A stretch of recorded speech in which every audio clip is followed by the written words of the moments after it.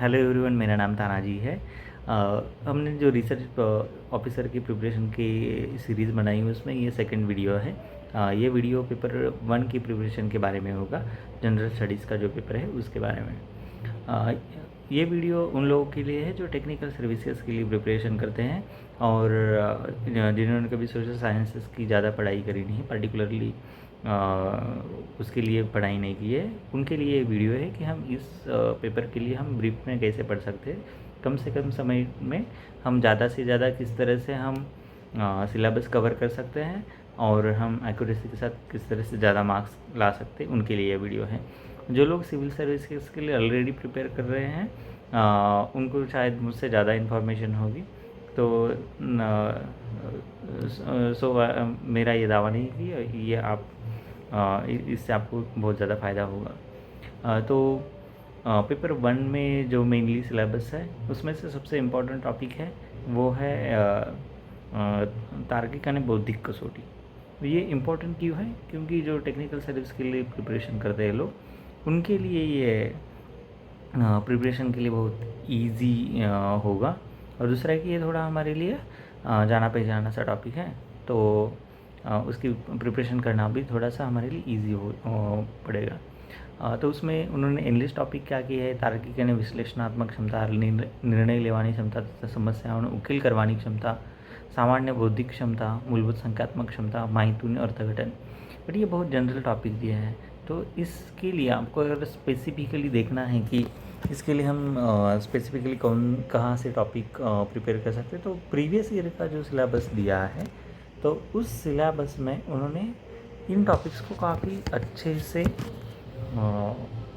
किया है, बताया है, डिटेल में बताया है। जैसे कि संख्याओनी श्रेणी आणि संकेतेनो उकेल, संबंध विषय प्रश्नों, आकृतियों ने तेता पेटा विभाग वेनाकृतियों, घड़ियाल मतलब घड़ी, कैलेंडर एंड एज के रिलेटेड क्वेश्चंस है, नंबर सिस्टम है और उसके रिलेटेड क्वेश्चन है, और जो हमारे एल्जेब्रिक एक्सप्रेशन होते हैं उनको सॉल्व कैसे करना है उसके रिलेटेड क्वेश्चन है, प्रमाण दैट इज़ प्रोपोर्शन और उसका रेशियो उसके रिलेटेड क्वेश्चन है, फिर सरेराश मध्यक अन्य बहुलक, मीन मोड मीडियन उसके रिलेटेड क्वेश्चंस है, फिर समय अन्य कार्य मतलब work and time, time and distance,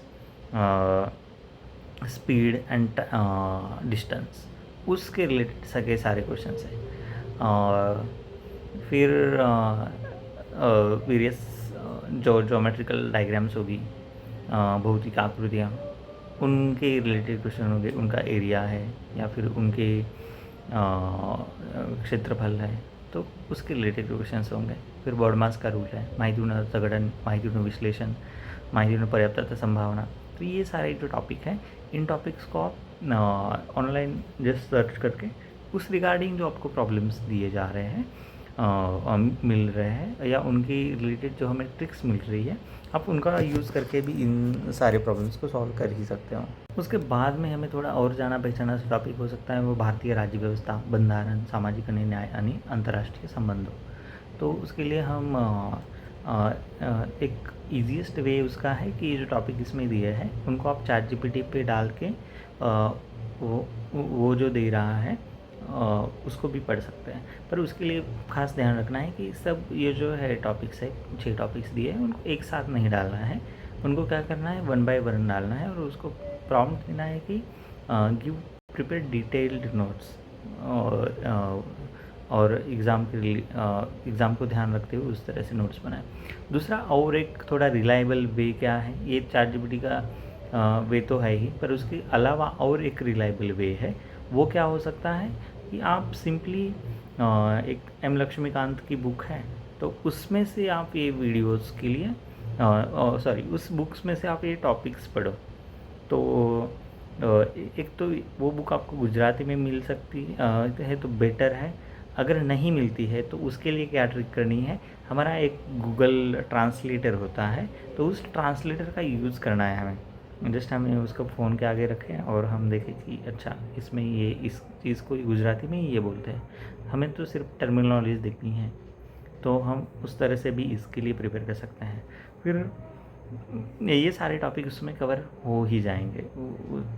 फिर उसके बाद में जो नेक्स्ट टॉपिक है, और ये इम्पॉर्टेंट टॉपिक है क्योंकि ये आपको 2 जगह पे काम में आएगा, एक तो पेपर 1 में भी आएगा और पेपर 2 में भी आएगा। पहला वो टॉपिक है भारत અને ગુજરાતનું અર્થતંત્ર, इकोनॉमिक्स। तो उसमें क्या करना है आपको, एक अगेन इसका भी शॉर्टकट है कि आपको क्या करना है, 11th-12th की गुजराती की जो इकोनॉमिक्स की बुक है उसको पढ़ना है, फिर एक गुजरात का बजट पढ़ना है और इंडिया का बजट पढ़ना है। बस इतने काम करोगे तो उसमें से ऑलमोस्ट बहुत सारा आपका टॉपिक कवर हो ही जाएगा, और पेपर 1 और 2 ये दोनों में काम आएगा आपको। सेम चीज़ आप पढ़ोगे तो दोनों में ही काम आ जाएगी। फिर नेक्स्ट टॉपिक जो है उसका क्या है कि भूगोल है। तो भूगोल थोड़ा सा वास्ट टॉपिक है, मैंने ये टॉपिक पढ़ा नहीं था, बट जैसे कि आप सिंपली जो टर्म्स है, सूर्यमंडलना भागरूप, पृथ्वीनी गति, समय न ऋतुनी विभावना, अगर ऐसे जनरल टॉपिक्स आपको देखने हैं तो आप एक तो कोई भूगोल की बुक मिलेगी गुजरात मीडियम की, वो पढ़ के इसमें टॉपिक कवर हो रहे वो पढ़ सकते हैं, या फिर ChatGPT कर सकते हैं। तो यह है। फिर विज्ञान एंड साइंस एंड टेक्नोलॉजी जो है, तो उसमें क्या होगा कि ये थोड़ा सा वास्ट है और हमें बहुत सारी बुक्स पढ़नी पड़ेगी। तो मेरा साइंस बैकग्राउंड था, उसके बेसिस पे मेरा जो जनरल नॉलेज था मैंने उसके बेसिस पे ही प्रिपरेशन कराया था। और फ़िलहाल मुझे इस टॉपिक के बारे में कोई बुक पता नहीं है, बट ये हो सकता है कि आप उसके लिए जैसे कि उसमें कोई टॉपिक्स जो है वो जनरल टॉपिक्स है, ये करंट रिलेटेड टॉपिक्स है, अंतरिक्ष अवकाश અને संरक्षण सेवाમાં टेक्नोलॉजी, या भारतीय अंतरिक्ष कार्यक्रम ने उत्क्रांति विकास। तो अभी जो हो रहा है आप वो सर्च कर करके उसके थोड़े से नोट्स बना सकते हो, क्योंकि वैसे टाइम नहीं है तो हमें बहुत ज़्यादा नोट्स बना कर नहीं रखने हैं, क्योंकि उसकी रिवीजन भी करना ज़रूरी है। ऐसा नहीं कि हमने बहुत सारे नोट्स बनाए और हमने रिवीजन ही नहीं किया है। अगर रिवीजन नहीं करते तो वो कोई नोट्स बनाने का काम करेंगे, क्योंकि रिवीजन नहीं करोगे तो आपको एग्ज़ाम में वो सारी चीज़ें याद नहीं आएगी, और एग्ज़ाम में अगर चीज़ें याद नहीं आती तो ये सारा पढ़ने का कोई फ़ायदा भी नहीं है। तो आपको क्या करना है कि शॉर्ट में नोट्स बनाने हैं, उनको रिपीटेडली रिवीजन करना है, बहुत वास्ट रिसोर्सेस नहीं रखने हैं, लिमिटेड रिसोर्सेस को रिपीटेडली पढ़ाई करो इसकी, यह है। फिर उसमें आएगा सामान्य ज्ञान तथा प्रादेशिक, राष्ट्रीय और अंतर्राष्ट्रीय कक्षा ने महत्वनी सांप्रत घटनाओं। तो उसके लिए क्या था कि मैंने एक मैगज़ीन लिया था, टीचिंग किशन नाम की साइट थी, उसमें वो मैगज़ीन मिलता था। आप वीडियो भी देख सकते हो, दोनों चीज़ों का फ़ायदा होता है। अगर आप वीडियो देख रहे हो तो आपको नोट करके रखना है, या फिर वैसे वीडियो कान पे जो चीज़ें पढ़ती है वो भी ध्यान में रहती है वैसे। तो या फिर आप वो जो मैगज़ीन है, तो वो मैगज़ीन्स को पिछले 6 महीने की, जैसे कि अभी के लिए आप जनवरी से अभी तक की मैगज़ीन्स पढ़ सकते हो, तो वो पढ़ने से भी आपको इसमें फ़ायदा होगा। फिर नेक्स्ट जो टॉपिक है जो मैंने लिस्ट प्रेफर करा था, that is history, because history is very vast, और उसमें चीज़ें मोस्ट ऑफ द चीज़ें हमें याद ही रखनी होती हैं। तो जैसे कि जो बहुत कॉमन टॉपिक्स हैं, सिंधु एनी सभ्यता, वैदिक युग, जैन धर्म અને बौद्ध धर्म, मध्य एशिया સાથેનો संपर्क तथा परिणामों, इस काइंड के जो टॉपिक्स हैं वो टॉपिक्स आपको कोई भी हिस्ट्री की बुक्स में मिल जाएंगे। जैसे कि मेरे पास एक बुक थी छोटी सी, लुसेंट की बुक थी, बहुत पुराना वर्जन था, फिर उसमें ये सारा टॉपिक था। तो मैंने जस्ट एक बार नज़र फेरी थी कि क्या क्या है उसमें, और पर बहुत वास्टली इसे पढ़ना पॉसिबल नहीं है, और अभी पढ़ोगे तो वैसे वो याद भी नहीं रहेगा ज़्यादा। तो आप जस्ट क्विक रिवीजन के लिए जो आपको इजी टॉपिक लगते हैं उसमें से उनकी रिवीजन कर सकते हो। तो so this is quick and short video. इस पेपर के लिए टिप्स अगर देने हैं तो वो इस तरह के होंगे कि आपको क्या करना है कि पेपर, अगर आप टेक्निकल बैकग्राउंड, मैं अगेन रिपीटेडली बोलता हूँ कि टेक्निकल बैकग्राउंड के जो लोग हैं और जिन्होंने ये सारा नहीं पढ़ा है उनके लिए पर्टिकुलरली वीडियो है ये। तो आपको क्या करना है कि इस पेपर में आप टॉपर बनने की ज़रूरत नहीं है। आपको इस पेपर में एवरेज मार्क्स लाने हैं। समझ लो कि अगेन ये डिपेंड करता है कि इस साल का पेपर किस तरह का आता है और क्या, पर मोस्टली ट्राई करना है कि आपको इस पेपर में अराउंड 40 या अबव मार्क्स लाने हैं, या ऐसा बोल सकते हैं कि हम 35 के अबव मार्क्स लाने की कोशिश करनी है। तो उसके लिए जो प्रिपरेशन करनी है वो करनी है। तो उसके लिए क्या करना है कि दूसरा एक तो है कि ओवर कॉन्फिडेंस में हमें गलत क्वेश्चंस को मार्क नहीं करना है बिल्कुल भी। अगर आपको आंसर के बारे में बिल्कुल भी अंदाज़ा नहीं है तो आपको वो क्वेश्चन को मार्क नहीं करना है। तो आप उसमें सीधा ई मार्क कर सकते हो। ई मार्क करना ज़रूरी है, विच इज़ 5th ऑप्शन। तो वो कंपलसरी है, तो वो भी नहीं भूलना है कि ई मार्क्स करना।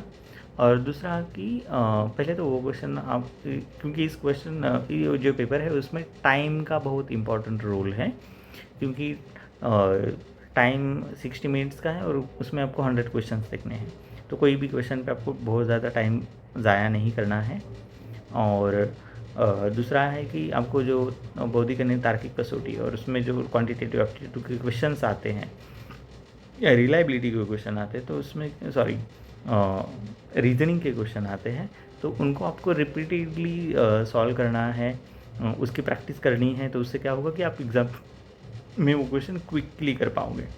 दूसरा ये है कि जो क्वेश्चंस के आंसर्स आपको नहीं आ रहे हैं उनको बिल्कुल भी पता नहीं उसके बारे में, तो उनमें रिस्क लेनी ही नहीं है। ऐसे कुछ क्वेश्चन होते हैं ज़रूर कि जिनके बारे में हम थोड़े कंफ्यूज होते हैं कि 50% ऑप्शन हम एलिमिनेट कर पाते हैं और फिर 2 ऑप्शन के बीच में हमें कन्फ्यूजन है, तो उसमें हम रिस्क ले सकते हैं। ऐसा भी नहीं कि बिल्कुल भी रिस्क नहीं लेना है, बट रिस्क लेना है, वो कैलकुलेटेड रिस्क लेना है कि हमें 2 ऑप्शंस के बारे में बीच में कन्फ्यूजन है और वी आर श्योर दैट उन दोनों में से ही कोई होगा आंसर, तब ही हमें वो क्वेश्चन अटेम्प्ट करने हैं। फिर टाइम का ध्यान रखना है कि कोई क्वेश्चन पे ज़्यादा टाइम तक अटके नहीं रहना है।